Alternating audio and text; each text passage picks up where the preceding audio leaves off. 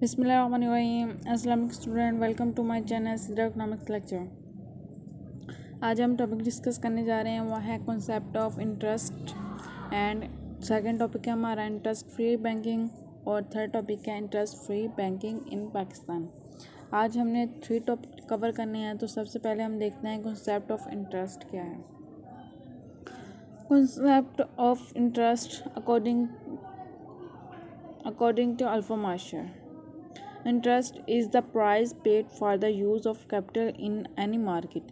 यानी कि interest rate वो प्राइस होती है अगर कोई पर्सन किसी दूसरे पर्सन की जो कैपिटल है यानी कि मनी यूज़ करता था उसके बदले में उन्हें पे करनी पड़ती है किसी भी मार्केट में, मनी मार्केट में। ठीक है, तो सबसे पहले आपको पता होना चाहिए कि सूद क्या है, इंटरेस्ट रेट क्या है और इसका इस्लाम में क्या कहा गया है।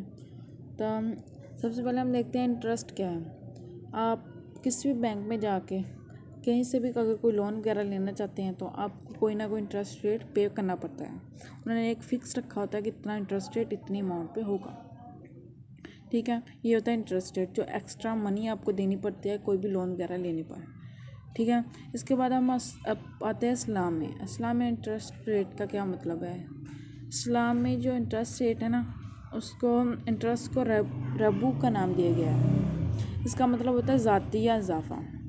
ठीक है, इससे पहले जब जालियत का दौर था ना अरब में, तो लोग क्या करते थे, किसी से कर्ज लेते थे तो जो कर्ज दे रहा होता था वो उससे हर महीने यानी कि अमाउंट लेता रहता था। लेकिन उनकी क्या जो अमाउंट थी उन्होंने दी होती कैपिटल अमाउंट, जो उसकी अमाउंट उसने दी होती है वो उतनी की उतनी ही रहती है, उसमें कोई चेंज ही नहीं आती। क्योंकि वो क्या कहते थे कि हमने इंटरेस्ट खा रहे हैं, हम अपनी कैपिटल अमाउंट को नहीं ले रहे। तो इस तरह इस्लाम ने इसे मना किया गया कि कोई भी पर्सन आपसे क्यों लेगा मनी वगैरह, लोन क्यों लेगा, क्योंकि उसके पास इतने पैसे नहीं होगी, इतनी कैपेसिटी नहीं होगी कि अपनी नेसेसरी गुड्स को पूरा कर सके। ठीक है, उसके लिए तो वो ले रहा होगा आपसे मनी वगैरह। तो अगर आप उससे ही एक्स्ट्रा मनी लेंगे तो देन देने का क्या फ़ायदा। ज़रूरी तो नहीं हो सिर्फ प्रॉफिट ही हो, ऐसा भी हो सकता है ना उसने किसी का बिजनेस में लगाया, उसे लॉसेस वगैरह हो गए, लेकिन आपने क्या उतना ही ज़्यादा अमाउंट देंगे आपने जितना इंटरेस्ट रेट उस पर रखा हो। इसलिए इस्लाम में इंटरेस्ट रेट को जायज़ नहीं करार दिया गया। ठीक है, इस पे बाद हम आते हैं interest free banking. Interest free banking क्या है। इस्लाम में ना ज़िंदगी के हर शोबे के बारे में मालूमात दी है, चाहे वो माशरती हो, माशरी हो या सियासी या मजहबी मिसाल, तमाम का होता है उसमें, तमाम चीज़ें उन्होंने डिटेल के साथ बताई हुई है। और इस्लाम ने इंटरेस्ट को हराम करा दिया गया है। ठीक है, इस क्योंकि जो बुनियाद होगी ना इंटरेस्ट पे, वो उस निज़ाम वो होगा खोखला निज़ाम करार दिया गया है। क्योंकि जदीद दौर में हमारे बहुत सारे मसले इसमें हो जाते हैं। एक तो लोग वैसे ही नहीं लेना चाहते हैं क्योंकि इस्लाम में इंटरेस्ट को हराम करा दिया गया है, इसलिए लोग इसकी तरफ ज़्यादा अट्रैक्ट भी नहीं होते। सेकंड, इसकी ये वजूहत होती है कि लोग लेना भी चाहें तो इंटरेस्ट इस पर बहुत ज़्यादा होता है, इसलिए इसमें बहुत ज़्यादा मुश्किलें आती हैं। इसलिए इस्लाम ने इंटरेस्ट फ्री बैंकिंग का कहा गया है, क्योंकि इंटरेस्ट से अगर आपके पास इतना मनी नहीं है तभी आप इंटरेस्ट लेंगे, लोन लेंगे ना। अगर आपके पास मनी है तो आप क्यों लोन लेंगे।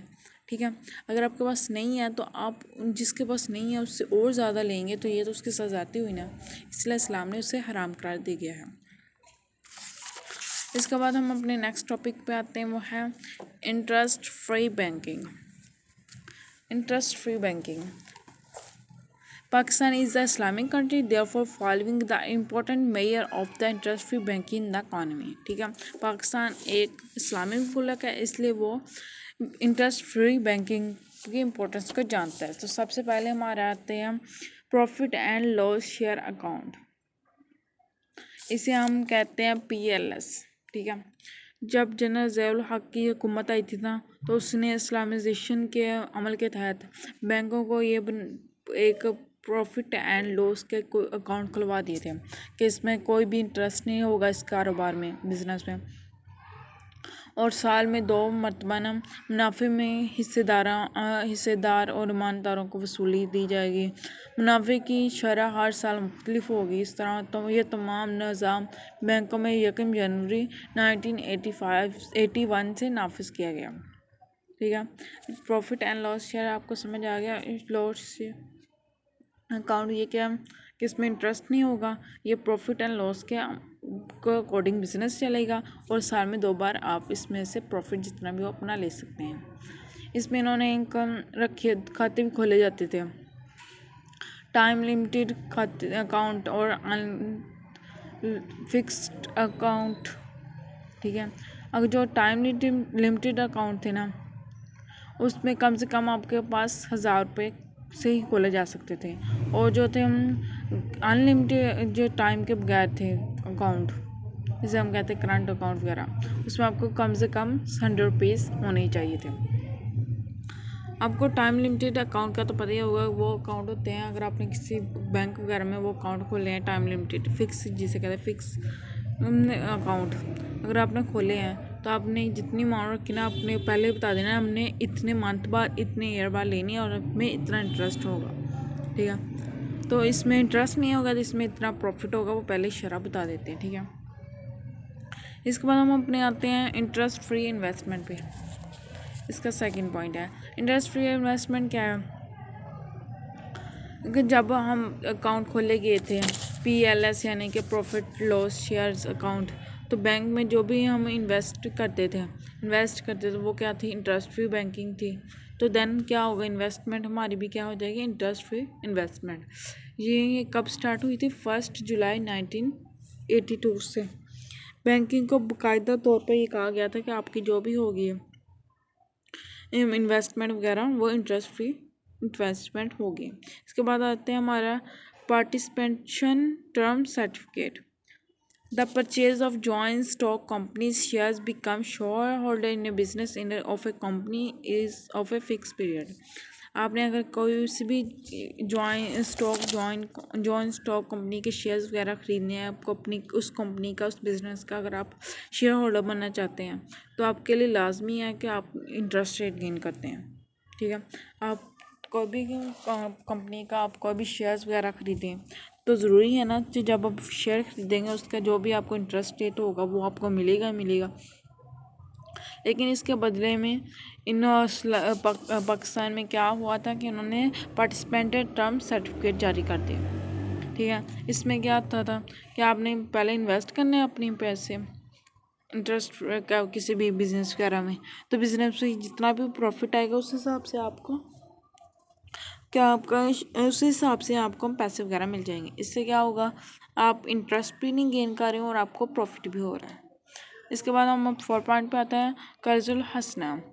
कर्जुल हसना क्या था, कर्जुल हसना ये था कि 1 जुलाई 1985 से ना जो ज़ियाउल हक की हुकूमत थी उन्होंने ये ऐलान कर दिया था कि हम स्टेट बैंक का कमर्शियल बैंक के साथ और गवर्नमेंट के साथ जो भी लेन देन होगा वो क्या होगा, इस्लामी असूलों के तहत होगा।